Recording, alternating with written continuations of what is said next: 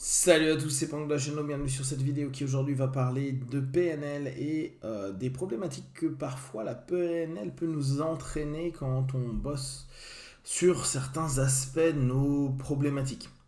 La PNL est basée solution, d'accord? Donc l'idée de base c'est de dire on n'a pas besoin de savoir pourquoi, on va plutôt gérer le comment pour passer à l'étape d'après et se permettre en fait de ne plus rester focalisé sur quelque chose qui est dissonant à l'intérieur de nous et pouvoir mieux gérer les choses.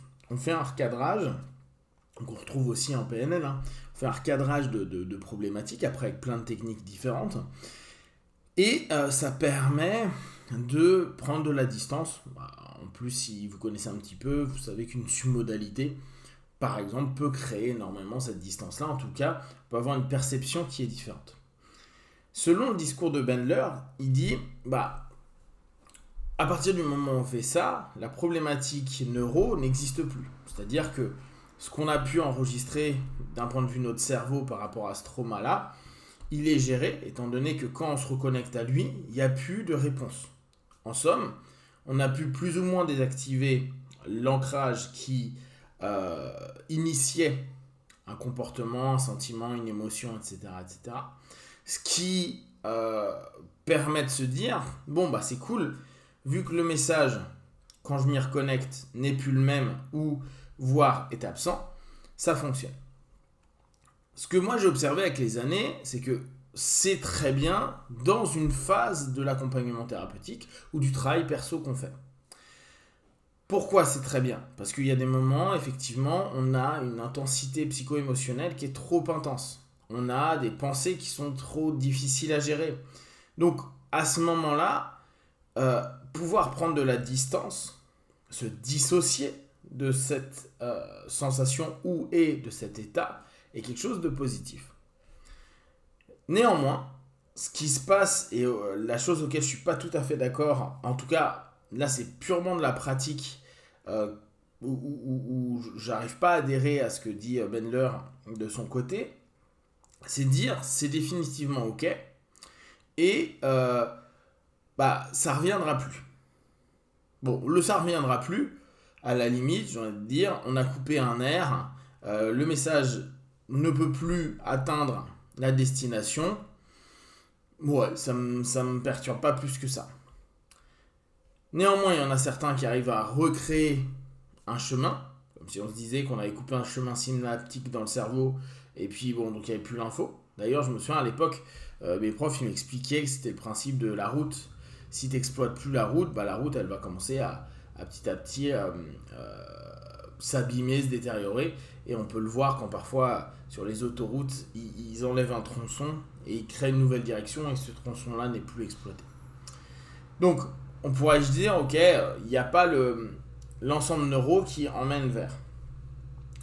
Néanmoins, pour moi, sur certaines, voire beaucoup de problématiques, c'est pas parce que tu n'as plus le message à la fin, parce que tu as coupé un moment le circuit, que l'initiation du dit message, la source du message, la source du courant électrique, à ce moment-là, n'existe pas. C'est pas parce que je ressens plus, parce que j'ai plus de nerfs, parce que j'ai plus de capacité à ressentir, que pour autant, une information ne tend pas à arriver vers cette direction-là. C'est juste qu'il y a incapacité, ça ne fonctionne plus. Et c'est là où je trouve que assez souvent c'est problématique. Je vous avais dit il y a, je pense quelques années, que j'avais vu pas mal de PNListes avoir tout le temps des réponses à toutes leurs problématiques. Et en fait, ils les avaient, pour certains, ancrées d'un point de vue kinesthésique ou d'un point de vue auditif. Ils avaient ancré des réponses automatisées à des problèmes qu'ils avaient. Les problèmes, ils les avaient depuis des années. Et ils avaient simplement à réactiver l'ancrage pour qu'ils ne le ressentent plus pendant un laps de temps qui pouvait parfois tenir plusieurs semaines ou plusieurs mois. Donc effectivement, pour du vécu du quotidien, c'est top. Pour autant, il y avait une récurrence. C'est-à-dire que assez souvent, ça revenait. Et je me souviens à cette époque-là, j'avais reçu plusieurs PNListes qui en faisaient depuis vraiment longtemps, d'un certain âge, qui commençaient à développer des maladies lourdes. Comme une espèce d'excès à un moment à dire non mais écoute à la place de couper. Observe, comprends, vois, étudie à la place d'interrompre. La PNL, pour moi, la plupart du temps, arrive à interrompre la problématique. Et vu que nous, on fait un lien de cause à effet, si je ne le ressens plus, bah, c'est que j'ai plus. Et moi, je suis le premier à le faire. Bah, en tout cas, j'ai été le premier à le faire. L'idée nous fait croire que c'est géré, que ça va bien. En plus, vu que derrière la PNL, il y a une espèce de dogme proposé donc par Bandler souvent, bah on se dit, effectivement, c'est pas de la psycho, donc il n'y a pas de compensation, etc., etc. Or, d'observation, même s'il n'y a pas de compensation, si on prend vraiment ce mot-là, ouais, il n'y a pas de compensation. Oui, mais tu n'as pas géré le problème. Tu as juste coupé. Tu n'as pas géré le virus qui déconne dans le corps ou qui a fait gangréner ton doigt. Tu as juste coupé le doigt. Ça ne veut pas dire que le reste est OK. Ça veut peut-être dire simplement que pour l'instant c'était le doigt ou le bout du doigt, une phalange. Et peut-être que dans 6 mois, 1 an, 2 ans, bah, tu auras tout le doigt ou tu auras la main. Parce qu'on n'a toujours pas géré cette source-là. Sauf que, vu qu'il n'y a plus de messages, beaucoup ont l'impression de se dire tout est bon, il n'y a pas de problème. Donc moi vraiment j'invite à exploiter la PNL sur tout ce qui va être aspect à se dire je suis en souffrance, je suis en gêne, je suis en problématique depuis pas mal de temps et je veux plus le ressentir. En somme, là je vous le dis comme ça parce que c'est l'idée qui me vient à l'instant, mais c'est une espèce d'anesthésie de nous-mêmes. Et bien sûr, imaginez vous avez la cheville qui est foulée. Vous êtes anesthésié de la cheville et vous avez des kilomètres à courir. Bah, bien sûr que vous allez pouvoir courir. Donc vous avez l'impression à ce moment-là de vous dire bah nickel, j'ai pas autre problème que ça.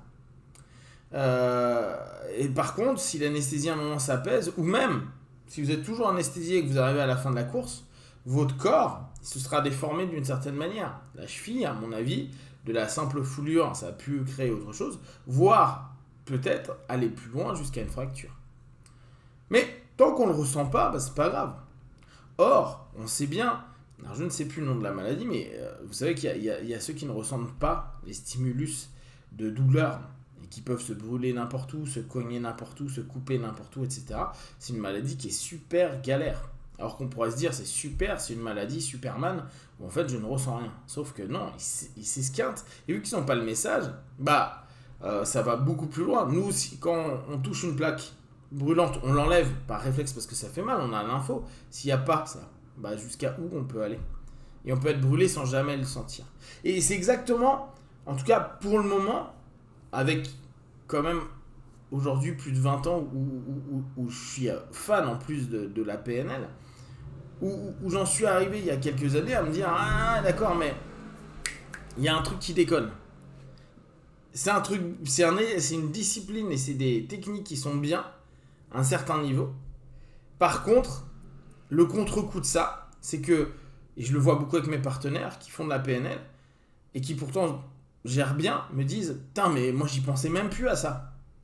Ah ouais mais non mais ça je pensais l'avoir géré, c'est hallucinant que ça remonte comme ça, que ça me fasse ça, que je ressente ça. Et pourtant, comme je vous dis, hein, ils sont spécialistes de ça, ils ont passé tous leurs certifs, ils font ça au quotidien, etc. Et c'est comme si ce déni, ou cette incapacité à ressentir les choses, fait qu'ils ne se rendent pas compte que la source n'a pas été gérée et qu'elle s'exprime autrement, ou qu'elle donne toujours un message, c'est toujours le même, sauf que on n'est plus apte à l'écouter. Ce que je vous invite à faire par rapport à ça, c'est réapprendre à écouter le message à la place de le couper immédiatement et tenter à le capter. Et là, même si ça ne plaît pas à M. Bandler, allez capter peut-être le pourquoi. Si vous avez des questions et des remarques partagées sur Facebook, YouTube, j'y répondrai le plus rapidement possible. Et comme d'habitude, de tout ce que je propose, ne prenez que ce qui est bon et juste pour vous tester, observer, analyser et conclure. Be one, ciao.